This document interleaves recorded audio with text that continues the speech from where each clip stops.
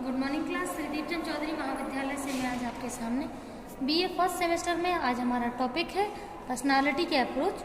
ठीक है, तो जैसा कि पिछली 2 क्लासेस में भी हमने हिप्पोक्रेट्स, क्रेस्मर, शेल्डन, ठीक है, और क्या बोलते हैं आगे जो अप्रोचेस हैं, ठीक है, आइजेंक हुआ, यूंग है, इनकी पर्सनालिटी के जो अप्रोचेस हैं वो हमने देखे थे। अब हमें जो आगे देखने हैं सिद्धांत वो है हमारा ऑलपोर्ट का सिद्धांत, ठीक है, जिसे शीलवुड सिद्धांत कहते हैं, और फिर है कैटल का सिद्धांत, उसे भी शीलवुड सिद्धांत ही कहते हैं। इन दोनों लोगों ने जो थ्योरी दी हैं वो दोनों थ्योरियाँ ट्रेट को लेकर के हैं। ट्रेट को हिंदी में हम लोग शीलगुण कहते हैं। शीलगुण का मतलब होता है जब हम लोग किसी व्यक्ति की विशेषताओं की, उसकी क्वालिटीज़ की, उसके चरित्र की, उसके चित्त की विशेषता बताते हैं, उसके बारे में कुछ अच्छी, कुछ बुरी, कुछ ऐसी चीज़ें जो उसके चरित्र का निर्माण करती हैं, उसके स्वभाव का निर्माण करती हैं, उसके व्यक्तित्व का निर्माण करती हैं, तो वो सब कुछ हम शीलगुण कहते हैं। ठीक है, वो विशेषताएं जो व्यक्ति के बारे में उसकी अच्छी बुरी आदतें और बातें बताती हैं उन्हें शीलगुण कहा जाता है। तो यहाँ पे ऑलपोर्ट ने 3 शीलगुण बताए हैं। पहला है कोऑर्डिनल, दूसरा है सेंट्रल और तीसरा है सेकेंडरी। ठीक है, जैसे अपन लोग हिंदी में बोलते हैं कोऑर्डिनल, केंद्रीय और गौण। ठीक है, अगर इंग्लिश में कोऑर्डिनल को तो कोऑर्डिनल ही बोलते हैं। देखो कोऑर्डिनल ट्रेट कौन सी होती है? कोऑर्डिनल ट्रेट वो होती हैं जो एक तरीके से कह सकते हैं कि सभी व्यक्तियों में नहीं पाई जाती है। पता है क्यों?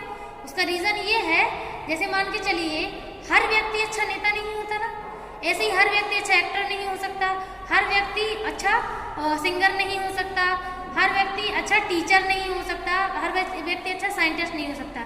तो ये कुछ क्वालिटीज़ हैं जो कम लोगों में ही पाई जाती हैं। तो जो ऐसी क्वालिटीज़ जो एक व्यक्ति को अलग दिखाती हैं, अलग मतलब लीडर, ठीक है, जब किसी एक व्यक्ति को लीडर के रूप में दिखाती हैं तो वो क्वालिटीज़ हम कोऑर्डिनल ट्रेट कहते हैं उनको। ठीक है, कोऑर्डिनल ट्रेट वे ट्रेट होती हैं जिसमें व्यक्ति के व्यक्तित्व की कुछ ऐसी विशेषताएं जो अन्य व्यक्तियों से बिल्कुल ही हटकर होती हैं और अन्य व्यक्तियों की अपेक्षा जो बहुत ही ज़्यादा एक तरीके से हाईलाइट होती हैं। जैसे एक नेता होता है, तो जो जैसे मान के चलो अपने यहाँ पीएम जो है अपने मोदी जी, तो वो एक नेता है। ठीक है, आपने देखा होगा कि उनके व्यक्तित्व की कुछ ऐसी विशेषताएं हैं, उनके कार्यशैली में नजर आती हैं कि लोग उनके फैन हैं। ऐसा क्यों है? क्योंकि उनके अंदर कार्डिनल ट्रेट है। कार्डिनल ट्रेट कम ही लोगों में पाई जाती है, लेकिन जिन लोगों में पाई जाती है उनके व्यक्तित्व की विशेषता उनके कार्यशैली में नजर आती है, और उसके बाद व्यक्तियों का जो वर्क प्रोसीजर है उससे लोगों में अलग ही पन नजर आता है। ठीक है, तो ये रहता है। तो कार्डिनल ट्रेट सभी लोगों में नहीं पाई जाती है। कार्डिनल ट्रेट ऐसे समझ सकते हैं कि एक अच्छा लीडर होना या लोगों के दिलों पर राज करना। जो लोग ऐसा कर पाते हैं वो उनके अंदर कार्डिनल ट्रेट होती है, मतलब बहुत लोगों को प्रभावित करने का गुण उनके अंदर पाया जाता है। कई लोगों को वो अपना फॉलोअर बना सकते हैं, चाहे वो सिंगर हो, एक्टर हो, पॉलिटिशियन हो, साइंटिस्ट हो, और चाहे आपका वो कहते हैं वो एजुकेटर हो, कोई भी हो।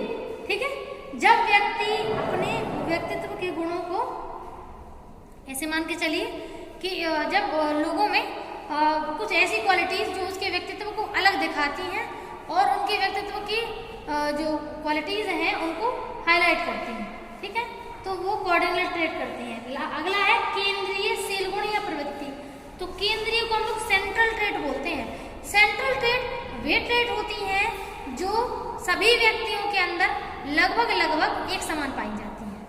ठीक है, जैसे मान लीजिए स्वभाव, व्यक्ति के व्यक्तित्व का उसका नेचर, जैसे वो लालची है या फिर मान लीजिए ईमानदार है, हार्ड वर्किंग है, तो ऐसी कुछ ट्रेट जो एक दूसरे से जुड़ी भी होती हैं और जो ज़्यादातर लोगों में पाई जाती है।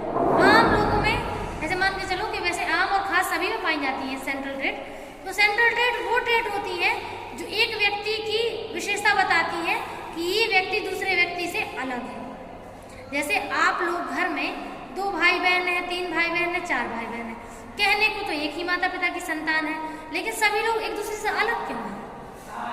उसका कारण ये है कि आप सब लोगों का जो केंद्रीय शीलगुण है या जो आपका सेंट्रल ट्रेट है वो सभी लोगों का एक दूसरे से थोड़ा थोड़ा अलग है और थोड़ा थोड़ा समान है। ठीक है, अगर नेचर एक जैसा होता है, चाहे उनके जीन्स चेंज क्यों ना हो, ठीक है।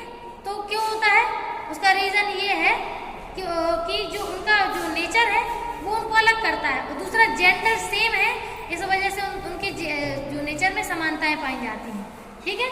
तो केंद्रीय जो प्रवृत्ति है, केंद्रीय प्रवृत्ति क्या कहलाती है, जब व्यक्ति को वो पर्सनालिटी बनाए, जैसे मान लीजिए अगर आप लोगों में जो भी क्वालिटीज है वो आपके ही अंदर है, दूसरे के अंदर तो है नहीं, इसका मतलब है कि आप लोग एक दूसरे से समान भी हैं और अलग भी हैं, ठीक है। नेक्स्ट है गौणशील गुण या प्रवृत्ति, जिसे हम लोग सेकेंडरी ट्रेट बोलते हैं। सेकेंडरी ट्रेट वे ट्रेट होती हैं जो समय के अनुसार बदलती रहती हैं, जैसे फैशन जैसे ही चेंज होता है व्यक्तियों की पसंद बदल जाती है, उसे सेकेंडरी ट्रेट कहते हैं, ठीक है। ये हमेशा समय के अनुसार चेंज होती रहती है, और कभी भी ऐसा नहीं है कि हमेशा एक ट्रेट जो है वो जीवन भर चलेगी, जैसे फैशन चेंज हुआ वैसे ही ट्रेट में बदलाव आ जाता है। अब इसके बाद हम बात करते हैं कैटल के योगदान की, ठीक है। तो कैटल ने जो सिद्धांत दिया है, कैटल ने क्या बताया, कैटल ने कुछ 5 प्रकार की चीजें डिफाइन करी है। तो इसमें पहला पॉइंट है सतही ट्रेट, यानी कि सतही शील गुण बोल सकते हैं, या सरफेस ट्रेट।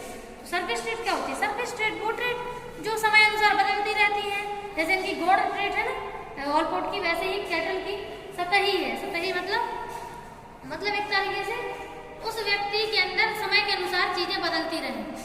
बैठो और समझो, समय के अनुसार सरफेस ट्रेट जो है वो चेंज होती रहती है, ठीक है।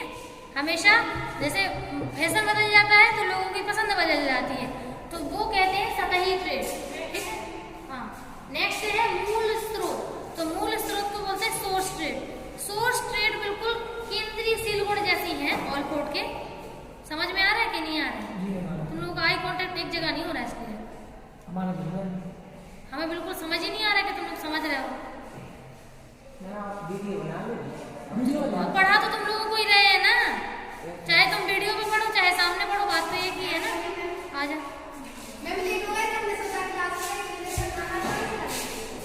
देखो, तो पर्यावरणीय जो ट्रेट है, एनवायरमेंटल ट्रेट, ये क्या बता, हाँ मूल स्रोत ट्रेट है, सोर्स ट्रेट। ये बताती है व्यक्तियों का व्यक्तियों से डिफरेंसेस। हर पर्सन एक दूसरे से समान भी है और एक दूसरे से अलग भी है, वो कहलाती है सोर्स ट्रेट। जैसे अगर आप क्या बनाती हैं, कौन सी विशेषताएं हैं जो आपको आप बनाती हैं, वो आपकी मूल स्रोत ट्रेट है, ठीक है। जो आपकी मूल विशेषताएं जो जीवन में कभी बदल नहीं पाएंगी, उन्हें हम लोग मूल स्रोत शील गुण बोलते हैं। नेक्स्ट है पर्यावरणीय स्रोत। तो पर्यावरणीय स्रोत कौन सी कहलाती है, जो पर्यावरण के अनुसार एक तरीके से मौसम बदला, समय बदला और आपके अंदर कुछ विशेषताएं बदल जाती हैं, ठीक है। मौसम के अनुसार आपके व्यवहार में कुछ परिवर्तन देखने को मिलते हैं, ठीक है। मतलब वैसे परिवर्तन नहीं, ऐसे जो समय के अनुसार जरूरी है, ठीक है। नेक्स्ट है स्वाभाविक। स्वाभाविक मतलब जो नियम कानून को जितना ज्यादा फॉलो करते हैं, जो नियम कानून को जितना कम फॉलो करते हैं, वो कहलाती है स्वाभाविक। स्वाभाविक को बोलते हैं कॉन्स्टिट्यूशनल ट्रेट।